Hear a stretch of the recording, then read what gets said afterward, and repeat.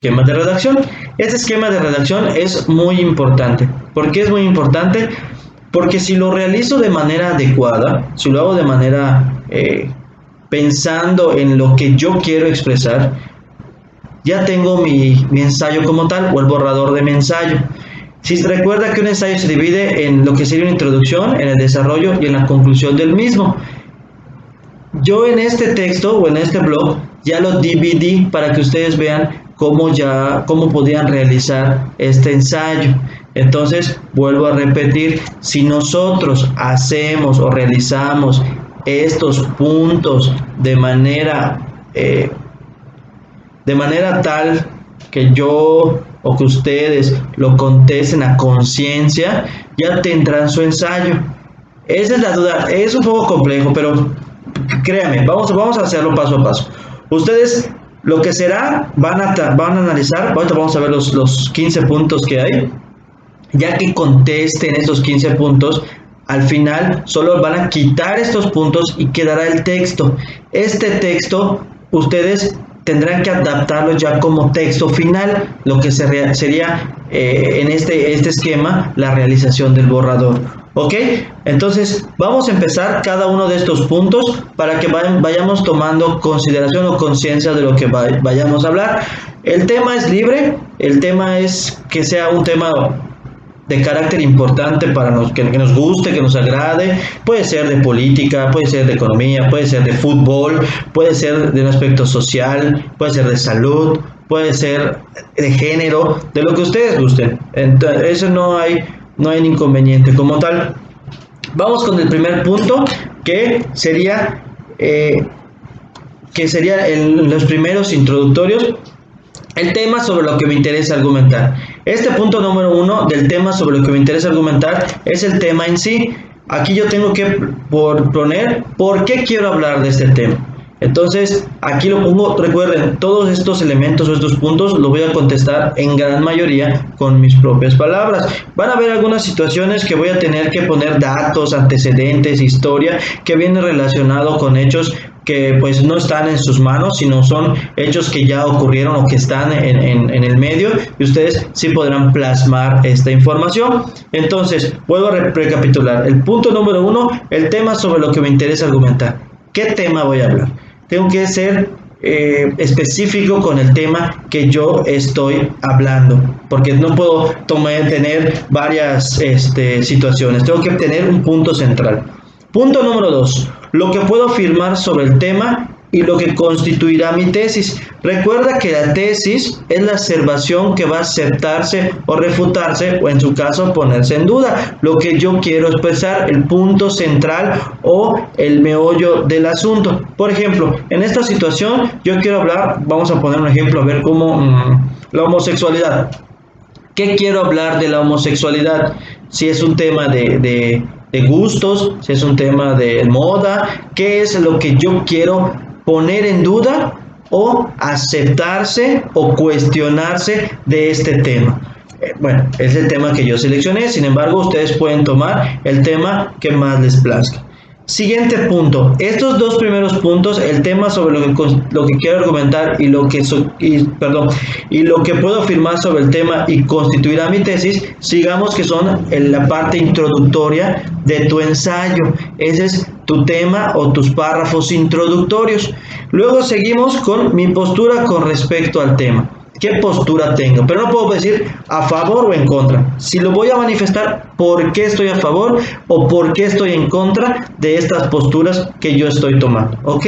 Aquí recuerden responder a conciencia cada uno de estos elementos. Otra postura sobre otras situaciones relacionadas. Este es el punto número 4. Otras posturas sobre otras situaciones relacionadas. Por ejemplo, en este caso yo seleccioné el tema de la homosexualidad. Pero ¿qué otra postura puedo hablar con respecto al tema? Podría manejar acerca de las relaciones o los matrimonios homoparentales del mismo sexo. Otra postura podría poner, si yo estoy a favor en este caso de la homosexualidad, otra postura podría ser que yo estoy a favor igual de las relaciones y matrimonios entre el mismo sexo. ¿Por qué? Pues que es otra postura que viene relacionado al mismo tema. ¿Cómo lo afecta? ¿Por qué lo afecta? Entonces, aquí son cuestionamientos e ideas que nosotros vamos a plasmar, vuelvo a repetir, con nuestras propias palabras y todo lo que viene relacionado con este tema. Siguiente punto, ¿quién será mi enunciatario y a quién quiero convencer especialmente? Recuerden, yo les he mencionado en este punto y muchas veces lo he reiterado, que no existe el público en general. Yo tengo que segmentar a quién voy a dirigir o a quién voy a manifestar esta información. Es importante que yo sepa si se lo voy a decir a mis compañeros de clase, si se lo quiero expresar a mis papás, si se lo quiero expresar a mi novio, si se lo quiero expresar a mis amigos de por mi casa o a mis abuelitos. ¿A quién le quiero expresar esto? Y aquí voy a poner por qué quiero expresarle esto. Entonces aquí hay que ser muy explícitos.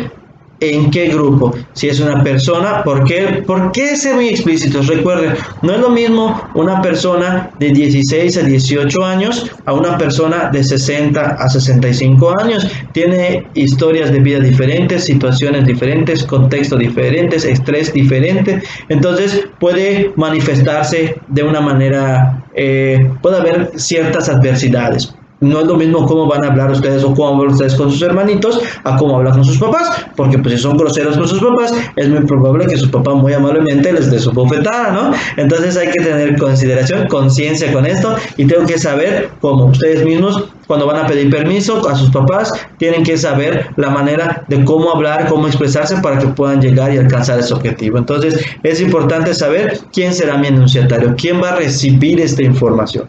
Entonces eso es muy importante. Siguiente punto, ¿de qué quiero convencerlo? Aquí vuelvo a ese puede ser el punto de mi tesis. ¿Qué quiero? ¿Por qué quiero convencerlos? ¿Por qué quiero? Dependiendo del tema que yo haya seleccionado, tengo que especificar la situación. Todo esto es con nuestras propias palabras. Siguiente punto, los vocativos que utilizaré. ¿Qué es un vocativo? Son las palabras que utilizaré para que sea más... Dale más fuerza al tema que yo estoy expresando. Tengo que saber qué palabras voy a emplear para que yo sepa cómo me voy a dirigir a estas personas. Entonces, es importante este punto. Siguiente punto. Las preguntas que haré para invitar a la reflexión. En esta información, en estas preguntas, recuerden, es importante que en el texto haya cierta interacción con la persona que está leyendo este texto.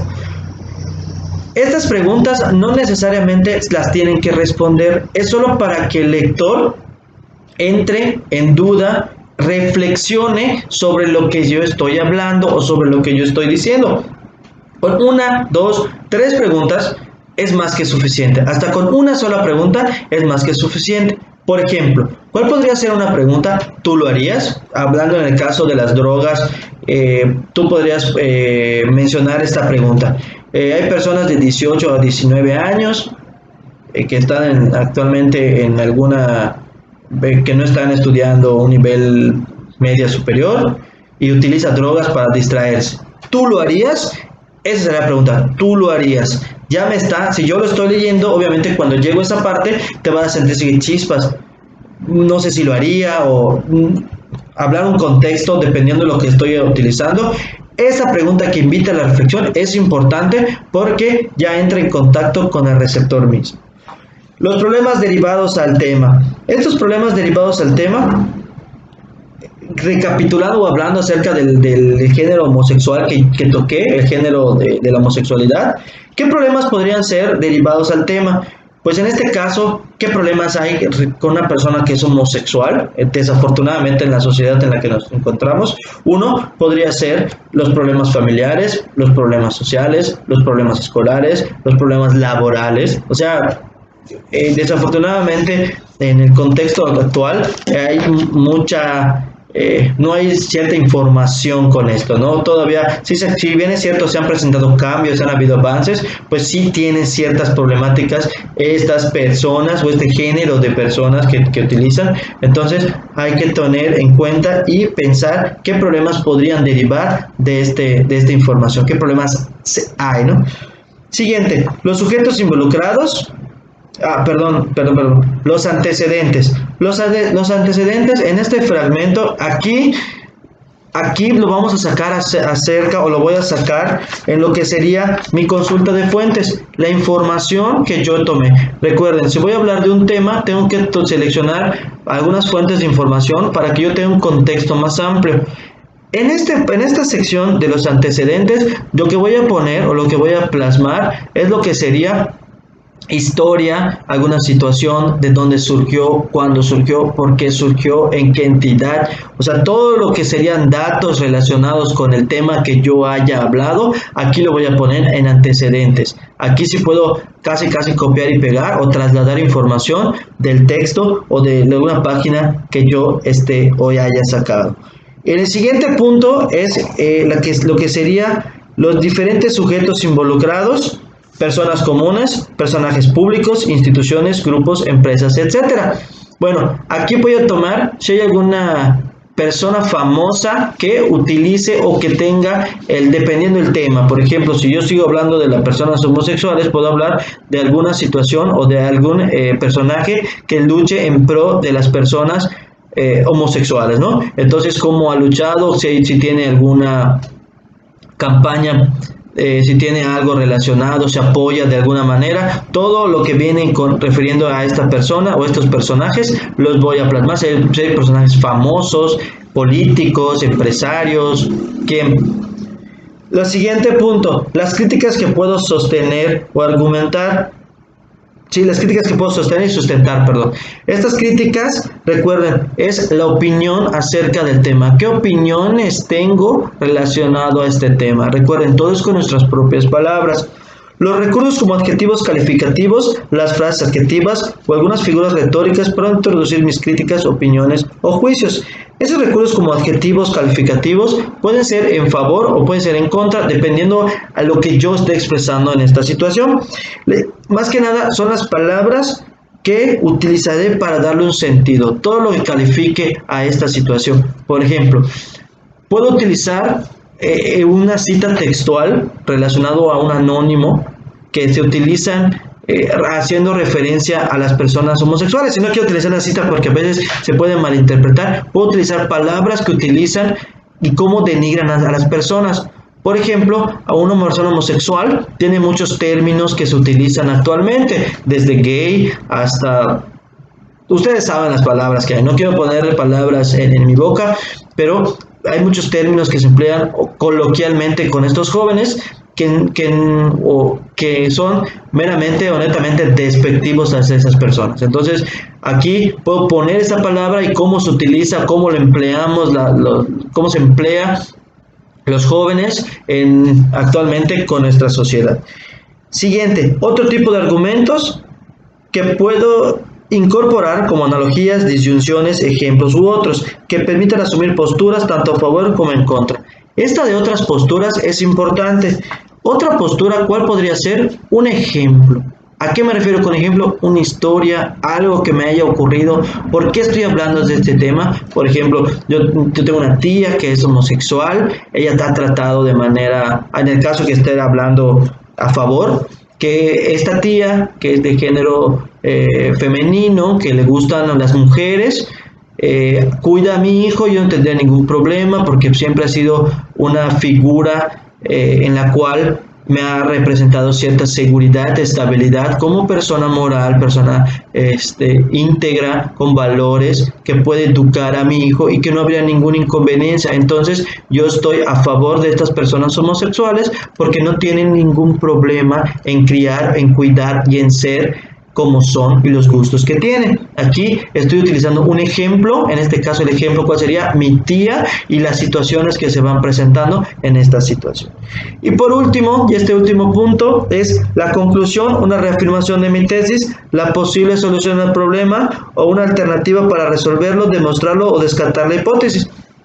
Recuerda, la hipótesis es para reafirmar mi tema, entonces que cabe recalcar que yo estoy a favor de las personas homosexuales debido a esto y esto, o estoy en contra de, o si le voy a dar, en este caso no hablando de personas homosexuales, qué solución le daría para tener más viable el tema que yo esté hablando, qué soluciones les voy a dar.